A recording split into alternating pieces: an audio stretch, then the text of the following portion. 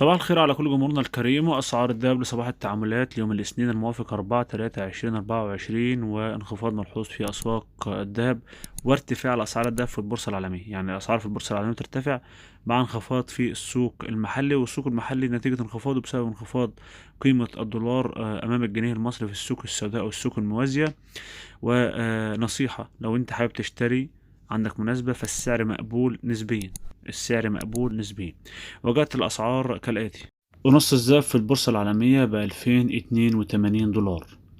الجنيه المصري شراء 21200، بيع 20800. ونص الذهب شراء 94212، بيع 92440. عيار 12 شراء 1514، بيع 1486. عيار 18 شراء 2272، بيع 2229.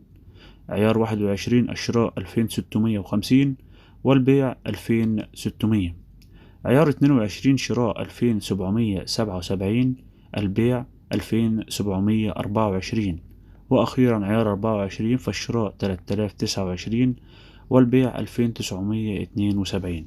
انخفاض كبير في الأسعار، ولكن السعر نوعا ما مقبول، مش نفس سعر البنك اللي هو بتسعر عليه الذهب.